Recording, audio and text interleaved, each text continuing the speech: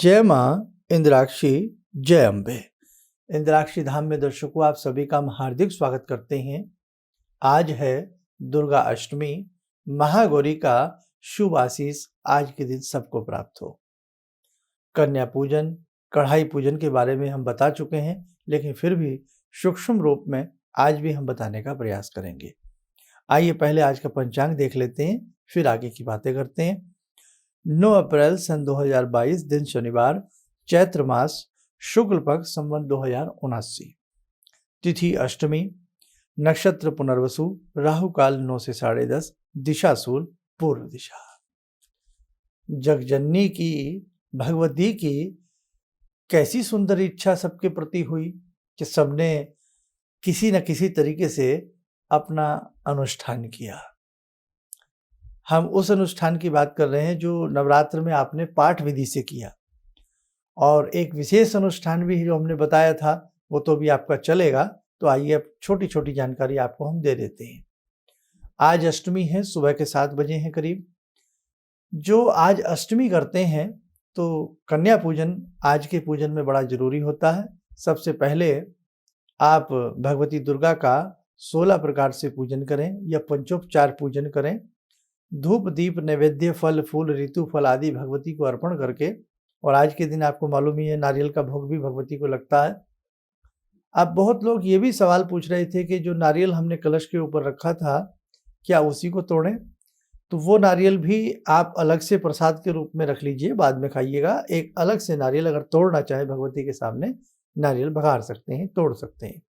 नहीं तो उसी नारियल को आप प्रसाद के रूप में काम में ला सकते हैं, ठीक है। दूसरी बात, लेकिन वो जो नारियल आपने रखा है उसका प्रसाद भगवती को नहीं लगेगा। भगवती के लिए नया ही नारियल लिया जाता है, उसका प्रसाद लगता है। ये कलश के ऊपर का नारियल है, ये आप अपने घर में बाद में आराम से तोड़ करके इसको आप खा सकते हैं। कोई वहम नहीं है, बिल्कुल वहम मत करना। बहुत लोग कह देते हैं इसको जल प्रवाह किया जाता है। भाई ये भगवान का प्रसाद है, इसमें कोई ऐसी भय वाली बात नहीं है। सूखा जो नारियल होता है उसे जल प्रवाह किया जाता है, इसकी आवश्यकता नहीं है। तो पानी वाला नारियल है, प्रसाद के रूप में प्रयोग करिएगा।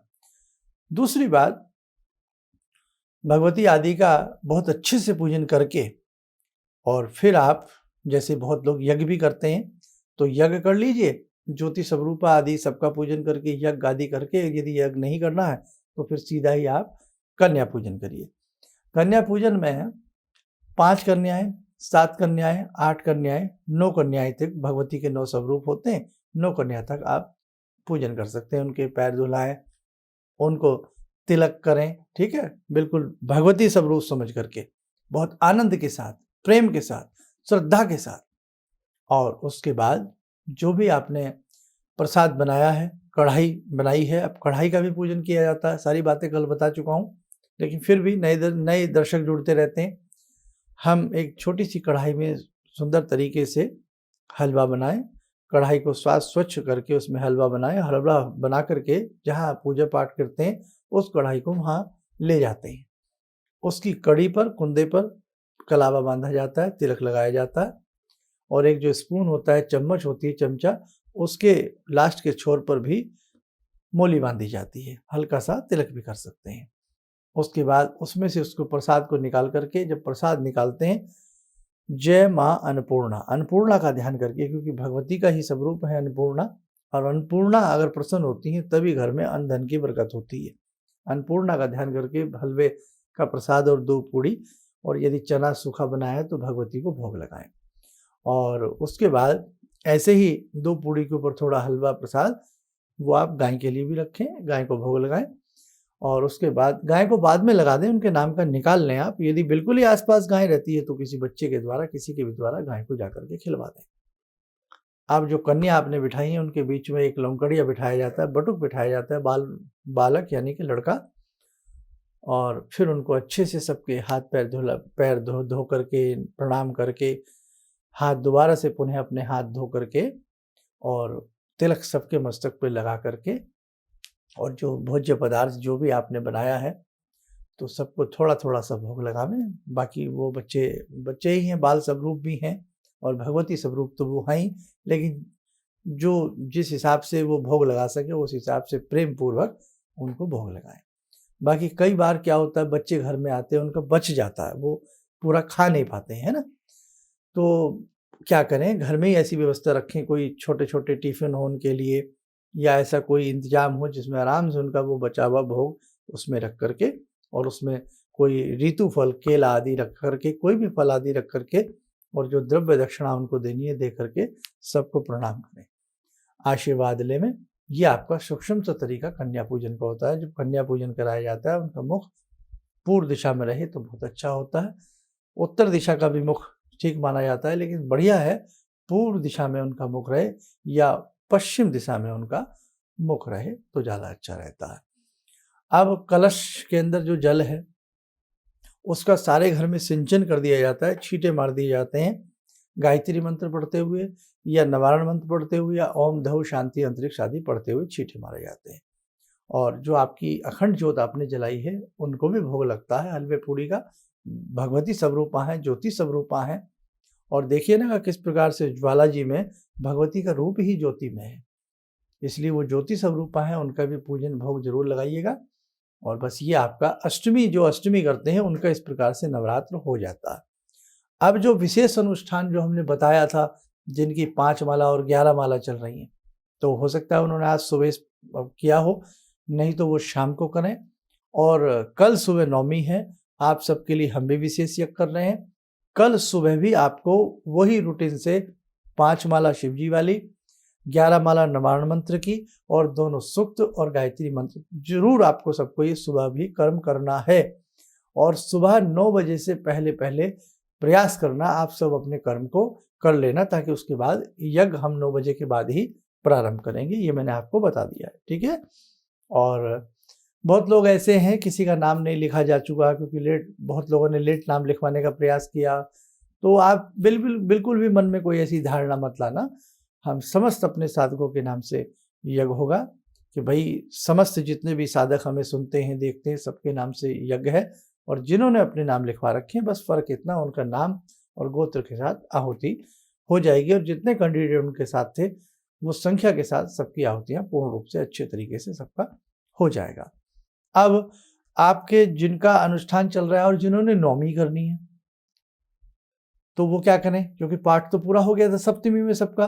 तो आज जैसे आप नवारण मंत्र पढ़ सकते हैं, सिद्ध कुंजी का स्तोत्र पढ़ सकते हैं, देवी अथर्वशीर्षम पढ़ सकते हैं, और कल नौमी है तो फिर आप कल नौमी में जैसे मैंने अभी बताया सारा कर्म कल उसी प्रकार से आपका कार्य नौमी में उसी प्रकार से अपने कर्म को कर लें।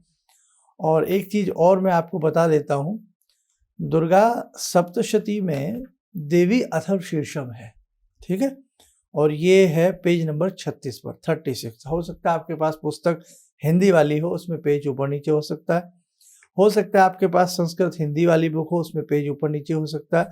ओम सर्वे वै देवा देव, है ना। तो आप क्या करें, जो देवी अथर्वशीर्षम है उससे प्रयास करें आज शाम में, जिनका अनुष्ठान पूरा हो चुका है उनकी मैं बात कर रहा हूँ, जिनका अनुष्ठान से मतलब जो दुर्गा सप्तशती का पाठ करते आ रहे थे, तो जैसे वो सोचे भाई हम क्या और विशेष कर लें, आज अष्टमी की शाम को हम कुछ और विशेष कर लें, तो कल तो नौमी है ही, तो वो आप देवी अथर्वशीर्षम भी 5 बार 11 बार आपके पास समय है तो आप कर सकते हैं।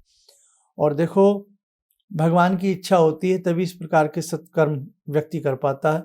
देखो कितना अच्छा लग रहा है ना, सबके घर में भगवती आई हैं, सबको भगवती दुलार कर रही हैं, और किसी न किसी रूप में आपने, शरीर किसी का कमजोर है, किसी के मन में सो चिंताएं हैं, किसी के मन में तनाव है, किसी के घर में तनाव है, 100 बातों के बीच में उलझे हुए आपने इतना बड़ा कार्य किया है कि आप पूछिएगा मत। भाई मैं आपके हर कार्य से प्रसन्न हूँ, आनंदित हूँ, और बस इसी प्रकार से आप हमारे संस्थान से जुड़े रहिएगा। भविष्य में आप और हम मिलकर के बहुत कुछ करेंगे।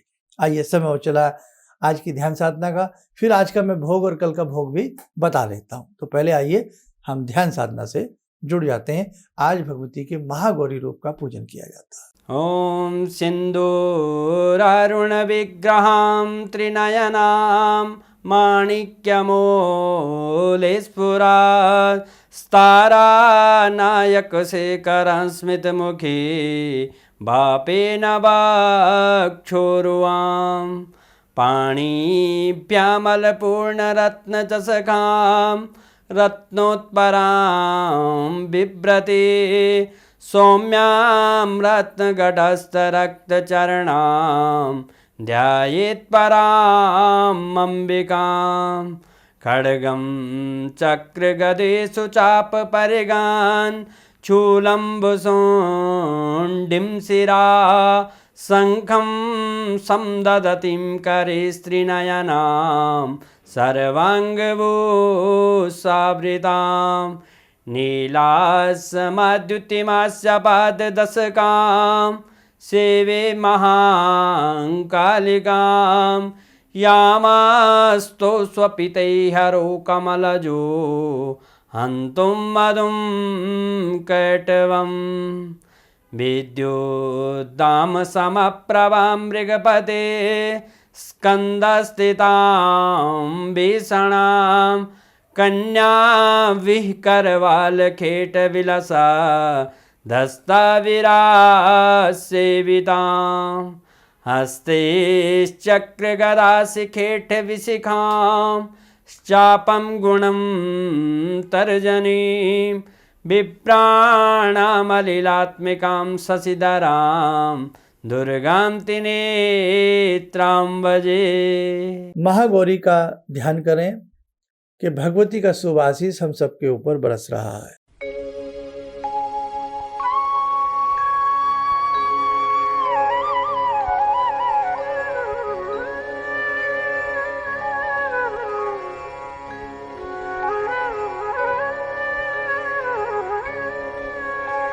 ओम बोलते हुए नेत्र खोलें, सामान्य हो जाए।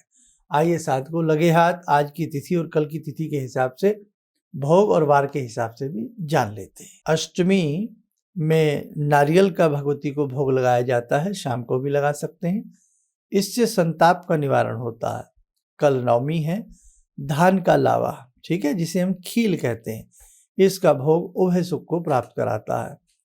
दिन के हिसाब से जैसे आज महागौरी का पूजन है, कल माँ सिद्धिदात्री का पूजन रहेगा, और आज जैसा कि शनिवार है, शनिवार में भगवती को गोघृत का भोग लगता है, और कल रविवार है, कल भगवती को खीर का भोग लगेगा।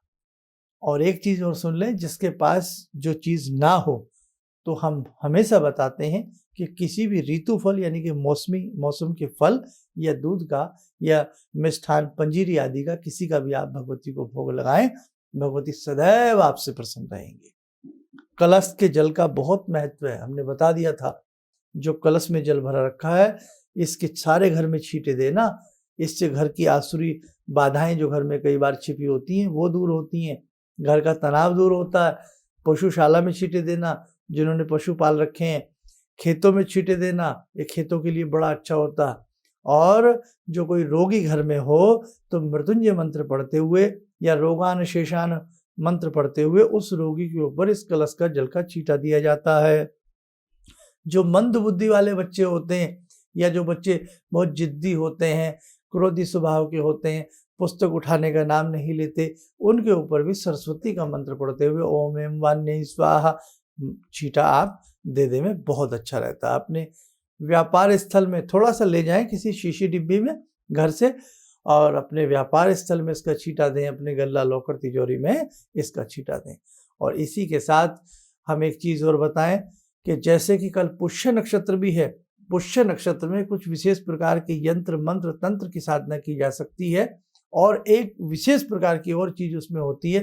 तो जिन्होंने हमारा अब तक का एक विशेषांक ना देखा हो, जो हमने 2-3 रोज पहले बताया था कि एक ऐसा मुहूर्त जिसमें अनेकों कार्य सिद्ध होते हैं, दोबारा सुन लें, एक ऐसा मुहूर्त जिसमें अनेकों कार्य सिद्ध होते हैं, वो हमारा प्रोग्राम 2-3 दिन पहला है, उसे भी देख लीजिएगा, आपको जानकारी उससे काफ़ी कुछ मिलेगी। और भाई बाकी तो सारी बातें हमारे बीच आपके बीच हो चुकी हैं। कल फिर सुबह मिलते हैं। आप स्वस्थ रहें, सुखी रहें, इन्हीं शुभकामनाओं के साथ हम अपनी वाणी को विराम देते हैं। जय जय अम्बे। अब मेरा बेटा है जो चार्टर्ड अकाउंटेंट है अभी, तो वो क्या था, मेरी कोई बात नहीं मानता था। सालों तक मेरा उसका झगड़ा चलता रहा, और मेरे जो जानकार लोग थे उनसे मैं कहता था भाई मैं इससे हार जाता हूँ, क्योंकि मैं इसे कहता हूँ सुबह जल्दी उठा कर, ये कभी उठता नहीं। क्या हुआ कि मैं आपसे मिला आकर, कुछ आपने उसके लिए भी उपाय बताए, जो सारे उपाय मैं ही कर रहा हूँ। और आपको सुनकर बड़ी हैरानी होगी इस बात की कि जिस बच्चे को मैं कभी पूजा के लिए कहता था कि हनुमान चालीसा करो, तुम ये करो, वो कुछ नहीं करता था।